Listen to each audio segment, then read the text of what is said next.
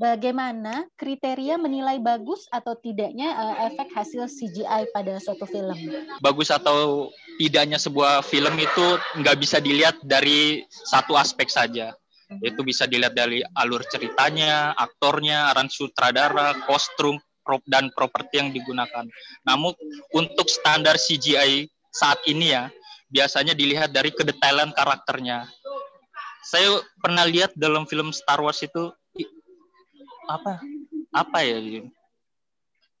bulu-bulunya halus itu, ya tekstur tubuhnya, lubangnya, bulu-bulu halusnya itu kelihatan dengan sangat detail, kedetailan karakter. Selain kedetailan karakter adalah pergerakan otot, atau yang paling sulit katanya kata para editor adalah pergerakan rambut. Pergerakan rambut kayak film Mama menggunakan CGI itu katanya editing paling sulit. Mungkin itu aja. Jadi memang kebagusan dari si efek ini adalah tadi tidak patah-patah, terus juga memang pengerjaannya rapi, terlihat natural, tidak kaku. Itu sih memang dilihatnya seperti itu. Jadi memang benar-benar mata tuh kita sebagai penonton melihat itu real, itu. Jadi nggak yang tiba-tiba misalnya ada binatang yang kok jalannya begini ya gitu, padahal ya itu kan nggak enak ya dilihatnya. Maksudnya benar-benar harus real gitu. Itu ke apa namanya, kebagusannya, ketelitiannya itu sih memang yang harus diciptakan. Kalau dari aku, CGI atau animasi yang jelek itu sama seperti acting yang jelek dalam live shoot, gitu kira-kira ya. Jadi kalau aktris kita actingnya jelek, ya itu sama halnya kalau film animasi, analoginya tuh kayak gitu. Berarti nggak bagus gitu actingnya. Nah biasanya apa sih yang mempengaruhi kita ngerasa kok nggak enak ya, kok kayak fake ya, palsu ya? Itu biasanya ada beberapa faktor.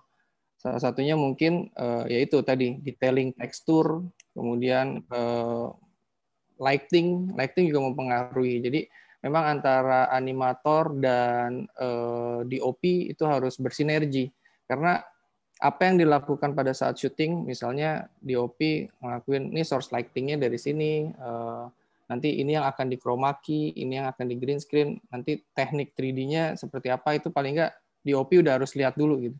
Paling nggak rough-nya dia udah tahu. Biasanya kita lakukan dari storyboard. Karena kan kalau kita syuting full green screen, berarti artisnya harus membayangkan kan adegannya seperti apa, terus nanti background-nya diganti apa. Nah, itu harus bersinergi sih antara animator dan DOP untuk meminimalisir hal-hal yang seperti itu. Pernah nggak sih merasa tidak puas dengan hasil efek CGI-nya?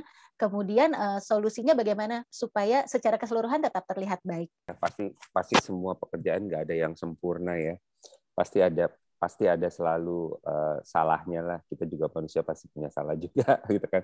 Ya waktu itu saya ngerjain video klip yang full CGI. Itu saya pengerjaannya memang saya udah bilang sama artisnya itu pengerjaannya 3 bulan ya. Gitu. Saya nggak berani dalam waktu seminggu 2 minggu gitu, sebulan itu saya nggak berani. Dan itu benar-benar 3 bulan karena belum revisi. Makanya satu revisi, satu frame tuh bisa lama banget kan. Akhirnya saya tidak puas di situ, apa yang saya minta tidak dicerna atau divisualisasikan dengan si pembuat CGI ini gitu. Akhirnya solusinya adalah kita membuat dengan time waktu yang segitu udah cukup, menurut saya tuh segitu aja udah mepet banget ya, kan? Karena ini full animasi, gitu kan. Terus akhirnya saya mengambil berpikir yaudah deh, karena memang ini pekerjaannya akan membutuhkan waktu yang lebih lama lagi dengan revisi saya yang lama lagi. Akhirnya saya membuat diringkas, dipermudah,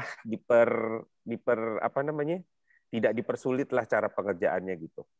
Dan itu alhamdulillah akhirnya si pembuat CGI-nya juga akhirnya bisa. Dan walaupun agak sedikit emosi sih gitu, tapi ya udahlah gitu kan, biar sama-sama, biar cepat selesai gitu kan, dan juga klien juga puas gitu kan, dan senang, dan konsepnya juga terrealisasikan. Ya udah, akhirnya kita coba minimalis, akhirnya kliennya happy. Itu sih salah satu waktu itu kendalanya. Merasa nggak puas, biasanya untuk meminimalisir hal-hal kayak gitu, kita udah tahu dulu nih, si produser udah tahu dulu kita akan menggunakan studio animasi mana gitu ya. Terus ada juga kebutuhannya tergantung dari storyboard.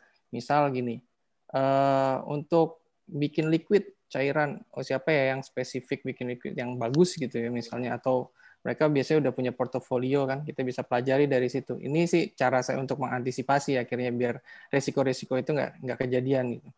Nah, setelah dari situ, dari storyboard, kita lempar ke studio animasi, kita tanya nih ke mereka, ini untuk bikin liquid kayak gini, kalian butuh berapa lama? Gitu ya. Biasanya mereka bisa menggaranti nih, oke kita perlu airing di bulan sekian, oke bisa. Tapi untuk kayak gitu konsekuensinya apa? Mereka harus nambah tim lebih banyak. Gitu sih. Kalau dari saya sih, so far belum ada kejadian yang nggak mengecewakan gitu ya, bersama animator yang pernah saya kerja sama. So far oke, sesuai dengan ekspektasi. Ya caranya itu solusinya, karena kita udah tahu dulu, oh kebutuhan ini kita kasih ke studio A, kebutuhan storyboard seperti ini kita kasih studio B gitu sih. Saat mengaplikasikan CGI bisa saja nih ada tantangan yang dihadapi aktor di lapangan, misalnya saat mereka harus membayangkan dan berinteraksi dengan sesuatu yang sejatinya tidak ada, karena CGI ini kan nantinya yang akan memanipulasi unsur tersebut. Adakah tantangan atau kesulitan dalam memberikan arahan pada aktor atau aktris pada scene semacam ini? Alhamdulillah ya, semenjak dari yang awal sampai sekarang, kemarin terakhir ini di Ambu, saya selalu mendapat pemain atau pemeran itu yang udah jago banget. Dalam arti gini, kita melakukan proses pertamanya adalah melakukan proses casting dulu ya. Kalau kita nggak proses casting, kita main asal comot aja, itu agak susah banget gitu kan. Jadi memang selain proses habis selesai casting, ada beberapa casting lagi, nanti akan sampai beberapa final casting, lalu nanti sebelum syuting kita ada proses reading. Di mana proses reading ini adalah salah satunya adalah membantu untuk pada saat di depan kamera mereka bisa lancar. Salah satunya kemarin di film saya ini, dengan kondisi syuting itu kita benar-benar siang. Jadi mereka harus bisa berakting seolah-olah ini malam hari. Gitu. Dan itu sudah belajar dulu pada saat proses reading. Kita belajar reading tuh benar-benar di luar. Kita syuting seolah-olah malam ya, kita readingnya seolah-olah malam ya, padahal ini kita siang. Kita proses dulu reading. Nah, terus juga pada saat ada CGI lagi, di mana pemain saya itu harus megang kunang-kunang, dan itu memerlukan ke mata ini, visual mata itu yang harus benar-benar kemana arah-arah kunang-kunang itu harus benar-benar terbang, dan kemana dia harus menangkapnya. Dan itu juga melakukan proses latihan yang cukup lumayan lama dengan teknik ada tekniknya sendiri.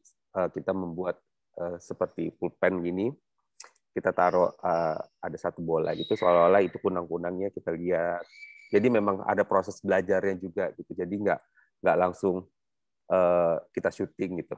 Jadi semuanya membutuhkan proses. Dari aku,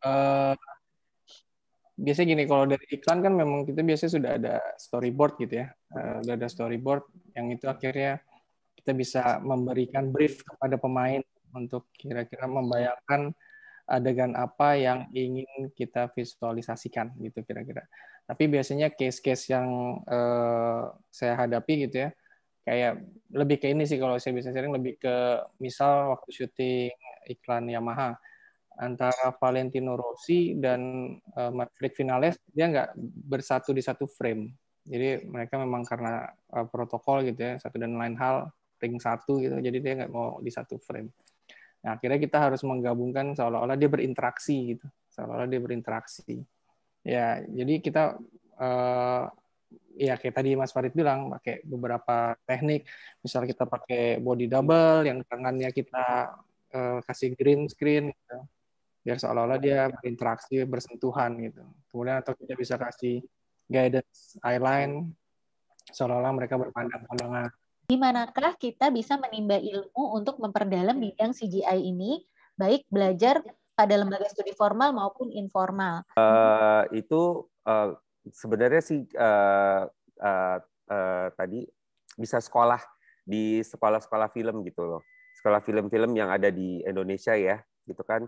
Itu kayak di IKJ, di Institut Seni Indonesia, di Universitas Multimedia Nusantara, bisa juga di Jogja juga ada. Di Jogja tuh ke film Jogja Film Academy, terus di Bandung juga ada, itu di Universitas Pajajaran, terus di BINUS juga ada,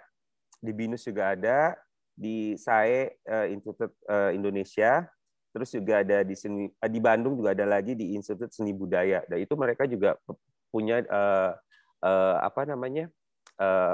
fakultas seninya, fakultas filmnya itu mereka juga ada bukan departemen apa yang namanya, jurusannya nanti macam-macam tuh. Di situ kita bisa belajar di situ nanti, gitu sih. Banyak sih kalau ada yang tertarik dengan animasi ya, selain sekolah-sekolah formal tadi, mungkin juga bisa apply ke beberapa studio animasi di Jakarta atau di luar kota juga banyak untuk menerima mahasiswa gitu ya misalnya. Kayak contohnya MD Animation ya saat itu waktu melakukan film animasi Adi Sapojarwo kan juga mereka menggunakan beberapa animator banyak gitu dari beberapa daerah. Jadi di sub-sub itu dijadiin satu gitu. Dari macam-macam, dari Jawa, dari mana-mana. Banyak. Mungkin bisa di-apply ke studio-studio animasi kayak gitu.